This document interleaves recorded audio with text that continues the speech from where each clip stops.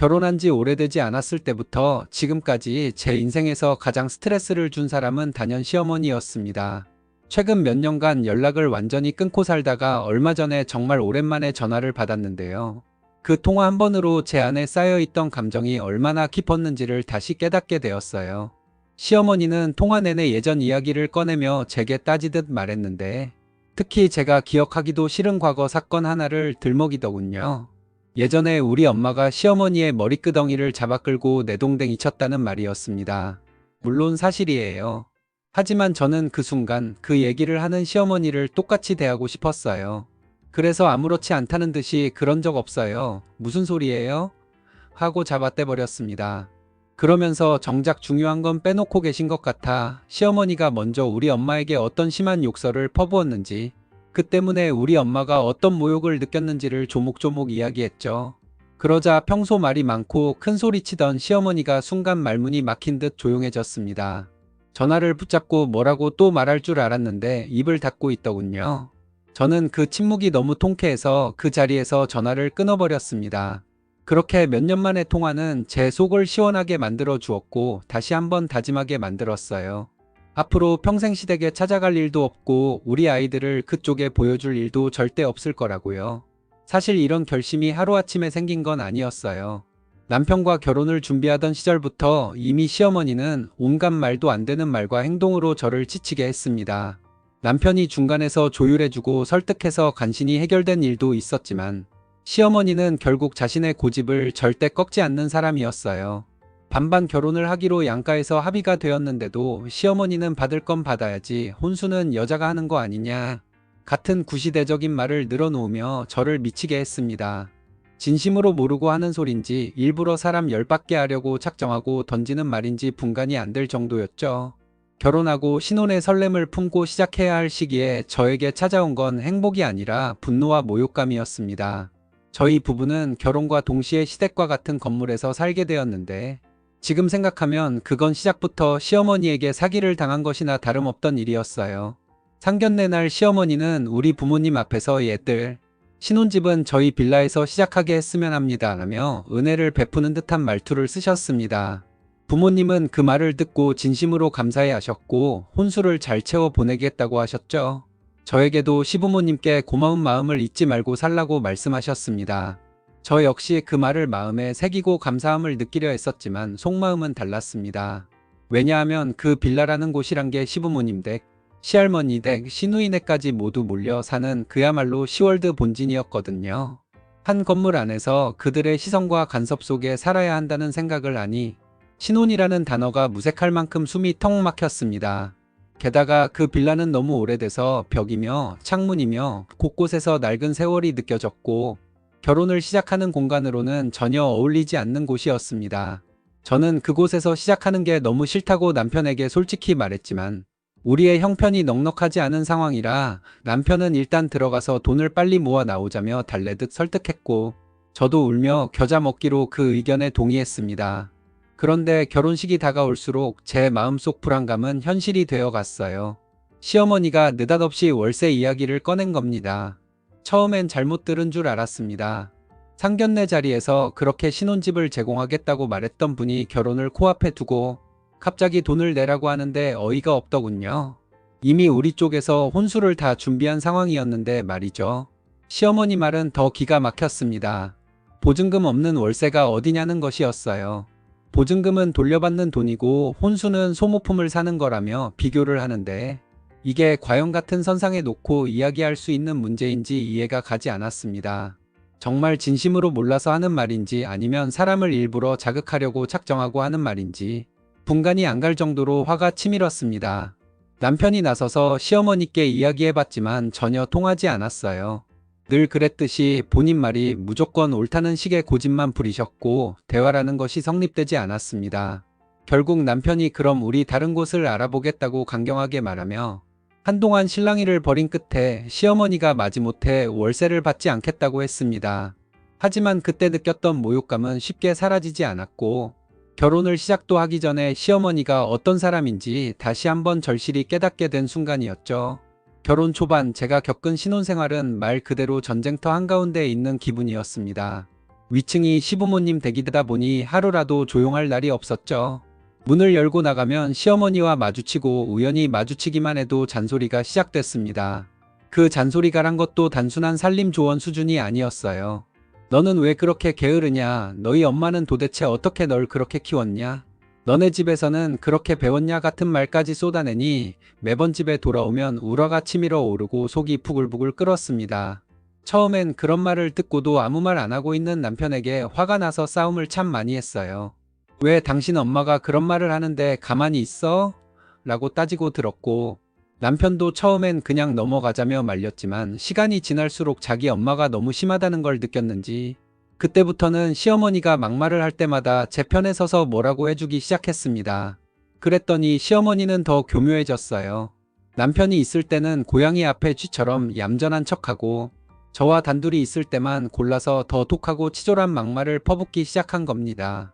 아무도 없는 자리에서 듣는 말이라 그런지 더 수위가 높았고 말끝마다 저를 깎아내리고 상처 주는 소리뿐이었죠. 어떤 날은 그 말들이 너무 모욕적으로 느껴져 화장실에 숨어서 울기도 했습니다. 결국 저희 부부는 첫째 아이를 낳기 직전에 결심을 내렸습니다. 이대로는 안 되겠다. 이 집을 나가자. 집이 좁다는 핑계를 대며 이사를 준비했고 원래는 대출을 받을 생각이었지만 저희 부모님이 무이자로 돈을 빌려주시겠다고 하셔서 큰 부담 없이 집을 구할 수 있었습니다. 그렇게 해서 친정 근처의 전셋집으로 이사를 왔죠. 놀라운 건 그 이후부터였습니다. 그 집에서 살 때는 늘 가슴이 답답하고 숨이 턱턱 막히던 증상이 이사 온 지 며칠 지나지 않아 싹 사라져 버린 겁니다. 아침에 눈을 뜨는 순간부터 느껴지던 중압감이 없어지고 창문을 열 때마다 숨이 좀 쉬어진다는 생각이 들었어요. 시댁이 가까워서 자주 봐야 한다는 그 사실 하나만으로도 제가 얼마나 지쳐 있었는지 이사를 나오고 나서야 알게 됐습니다. 시댁과 멀리 떨어져 살게 되면서 삶이 정말 달라졌습니다. 예전처럼 하루가 멀다 하고 얼굴을 마주치는 일도 없어지고 전처럼 매일같이 전화가 울리는 일도 없어졌어요. 처음에는 시어머니가 하루에도 몇 번씩 전화를 걸어 잔소리를 퍼붓고 제가 받지 않으면 며느리가 어른 전화를 씹는다며 온 집안에 소문을 내기도 했습니다. 하지만 저는 꿋꿋하게 전화를 받지 않았어요. 처음엔 난리도 아니었지만 결국 몇 주가 지나자 시어머니도 포기했는지 전화를 거의 하지 않게 되더라고요. 그렇게 거리를 두니 신기하게도 가끔 마주칠 때도 전처럼 저를 함부로 대하지 못했습니다. 늘 쏟아지던 독한 말과 명령조의 말투가 조금 줄어들었고 최소한 겉으로는 예의를 차리려는 모습도 보였죠. 하지만 그렇게 조심스러워진 것도 잠시뿐이었습니다. 첫째를 임신하고 성별이 밝혀졌을 때 저는 제 귀를 의심할 만큼 황당한 말을 들었습니다. 뱃속 아이가 딸이라는 소식을 전했을 때 시아버지는 굳이 표정을 감추지 않으셨고 어딘가 실망스러운 기색이 역력했어요. 그보다 더 충격적인 건 시어머니의 말이었습니다. 저와 단둘이 주방에 있을 때 시어머니는 한숨을 내쉬며 이렇게 말하더군요. 나는 기도를 했어. 우리 집안 기둥이 될 아들이 나오기를. 그런데 그 기도에 응하지 못한 내 죄가 너무 크다. 그 순간 머릿속이 새하얘졌습니다.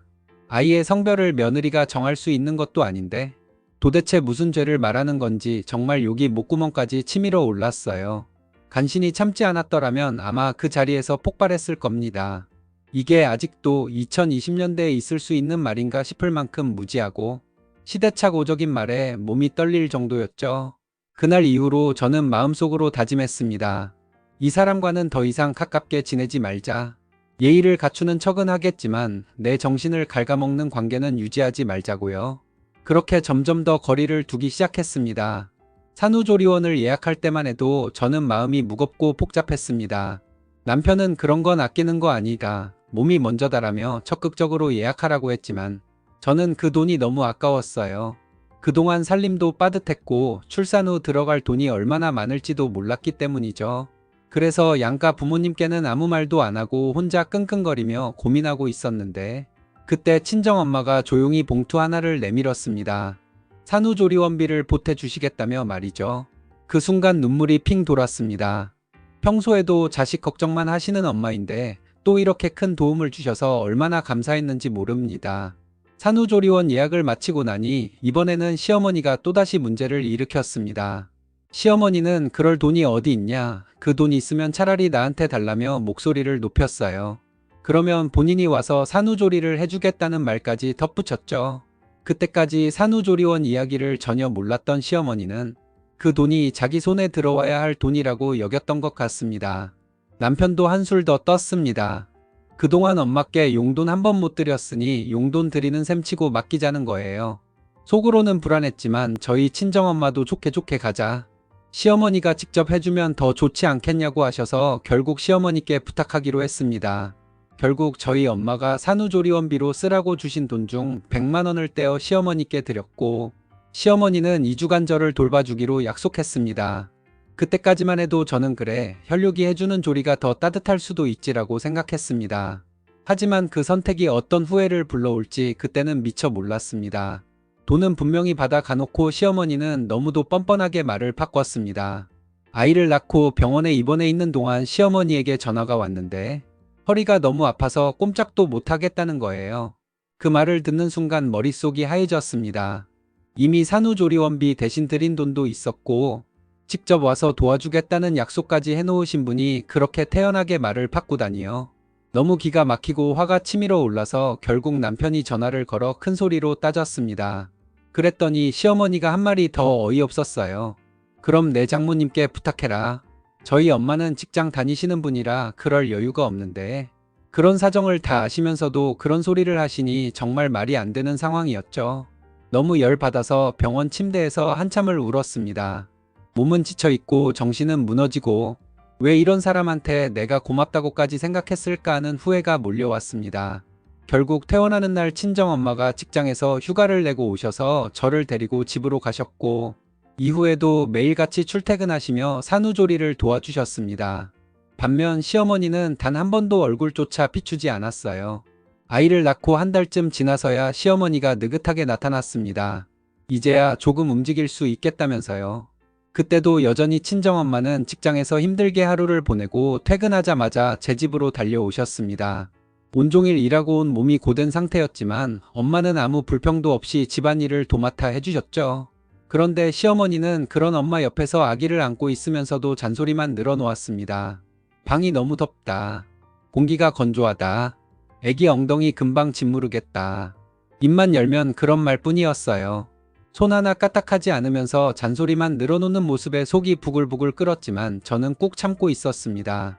지금이라도 소리 지르고 싶은 마음 굴뚝 같았지만 그때만큼은 제 몸과 아이를 생각해 참을 수밖에 없었어요. 친정엄마가 아이 목욕물을 준비해서 함께 씻기려고 하셨는데 물 온도가 조금 뜨거웠던 것 같아요. 아이가 물에 살짝 닿자마자 몸을 움찔했는데 그걸 본 시어머니 입에서 믿기 힘든 말이 튀어나왔습니다. 저 빙신들 목욕물도 못 맞추고 애 잡내 잡어. 순간 제 시간이 멈춘 듯 했습니다. 평소에도 입이 거친 분이긴 했지만 아이를 씻기려는 제 엄마에게까지 그런 모욕적인 말을 할 줄은 상상도 못했거든요. 처음엔 제가 잘못 들은 건가 싶어 얼떨떨한 표정으로 시어머니를 바라봤는데 시어머니는 제 시선을 피하듯 고개를 획 돌려버렸습니다. 그 모습에 잘못 들은 게 아니구나 하는 생각이 확 들더라고요. 그 순간 제 머릿속이 하얘졌습니다. 당장이라도 뛰어나가 따지고 싸우고 싶은 마음이 치밀었지만 바로 옆에서 아무 말 없이 아이를 씻기고 계신 친정엄마 때문에 꾹 참았습니다. 엄마가 못 들으셨기를 간절히 바랐고 그래서 더 말을 꺼내지 못했어요. 입술을 꽉 깨물고 이를 악물며 눈가에 고이는 눈물을 간신히 참았습니다. 아이가 다 씻고 나서 방에서 모유 수유를 하고 있는데 밖에서 큰 소리가 들리기 시작했습니다. 그때 알았어요. 엄마는 그 모욕적인 말을 못 들은 게 아니었어요. 다 들으셨고 마음속 깊이 상처를 입으신 상태였죠. 거실에 나가보니 이미 상황은 격렬하게 변해 있었습니다. 시어머니는 나는 그런 말 한 적 없다 며 고래고래 소리를 지르고 있었고 친정엄마는 내 귀가 멀지 않았다. 분명히 내 딸이랑 나한테 그런 말을 했다 며 따지고 계셨습니다. 저는 두 분 사이에 끼어 서서 심장이 미친 듯이 뛰었어요. 결국 참아왔던 분노가 폭발해서 저도 소리를 질렀습니다. 어머니, 저도 들었어요. 분명히 빙신들이라고 하셨어요. 저도 제 귀로 똑똑히 들었어요. 그 말을 듣자 시어머니는 되레 저에게 화를 내며 지금 너희가 나한테 뭐하는 짓이냐 하고 고함을 질렀고 그 순간 오래 참아왔던 친정엄마의 분노가 폭발했습니다. 엄마는 그대로 시어머니 머리끄덩이를 움켜쥐고 바닥에 내동댕이 쳐버렸습니다. 그동안 딸이 당했던 일, 모욕적인 말 하나하나가 다 폭발하는 것 같았어요. 시어머니는 바닥에서 나 죽네, 나 죽는다 하며 비명을 질렀고 엄마는 멈추지 않았습니다. 이 주둥이 더러운 사기꾼년아, 오늘 내가 버릇을 고쳐놓을 거다 하고 욕을 퍼부으셨죠. 시어머니는 겁이 났는지 바닥에서 일어나지도 못하고 눈을 굴리기만 했습니다. 엄마는 손가락으로 시어머니를 가리키며 날카롭게 소리치셨습니다. 니년이 상견례 때부터 신혼집 가지고 사기쳤고 이번엔 산후조리원비로 사기쳤지? 이런 년 옆에 내 딸 더는 못 두겠다. 그날 이후 저는 아무 말도 하지 못한 채 아이를 품에 안고 친정엄마와 함께 집을 나왔습니다. 온몸이 떨리고 머릿속이 텅 비어버릴 정도로 마음이 좋지 않았어요. 남편이 퇴근하고 친정으로 찾아왔을 때 분위기는 말 그대로 살얼음판이었습니다. 남편은 문을 열자마자 깊숙이 허리를 숙이며 저희 부모님께 죄송하다고 사과했고 저희 엄마도 눈을 피하며 조심스레 사과의 말을 꺼내셨습니다. 제가 너무 흥분했어요. 그래도 애 아빠인데 미안합니다. 그렇게 서로 엉켜있던 분노가 조금은 누그러졌지만 제 마음속에선 여전히 시어머니에 대한 분노가 가라앉지 않았습니다. 저는 남편에게 단호하게 말했습니다. 시어머니에게 드렸던 100만 원 받아오고 앞으로는 시어머니와 인연을 완전히 끊고 살겠다는 약속을 하면 집으로 돌아가겠다. 남편은 한참 동안 아무 말도 못하다가 결국 고개를 끄덕였고 다음날 정말로 시댁에 가서 난리를 치고 왔습니다. 다시는 우리 앞에 나타나지 마라. 우리 인생에 발도 들이지 마라. 그렇게 소리치고 100만 원도 받아왔다고 하더군요. 그때부터 저희는 정말 시어머니와 완전히 연락을 끊고 살았습니다. 그 이후로 몇 년 동안 시어머니와 왕래 없이 살았습니다. 남편에게도 전화를 걸어오던 시어머니는 몇 번 다시는 전화하지 말라는 말을 들은 뒤로 아예 연락을 끊었습니다. 처음에는 불안하고 신경이 쓰였지만 시간이 지날수록 그 평화로움에 안도하게 되더군요. 그런데 얼마 전 갑자기 전화가 왔습니다. 먼저 시아버지였어요. 애는 잘 크고 있니? 너무 보고 싶다. 목소리에 묘한 그리움이 묻어나 있었지만 저는 단호했습니다. 죄송합니다, 아버님. 저는 시어머니가 저희 엄마에게 퍼부었던 그 욕을 평생 용서할 자신이 없어요. 제 말에 시아버지는 아무 말도 하지 못했고 통화는 그렇게 끝났습니다. 잠시 후 시어머니에게서 전화가 왔습니다. 저는 전화를 받을까 말까 고민하다가 결국 받았습니다. 그런데 시어머니 첫마디가 이랬습니다. 내가 욕한 것만 잘못이냐? 너희 엄마가 나한테 손찌검한 건 잘한 거냐? 순간 피가 거꾸로 솟는 기분이 들었습니다. 그리고 저는 똑같이 돌려주기로 했습니다. 우리 엄마가 언제 그랬는데요? 그런 일 없었어요. 내가 그날 그 자리에 있었는데 무슨 말도 안 되는 소리를 하세요? 우리 엄마는 어머니한테 욕을 듣고도 꾹 참고 있었어요.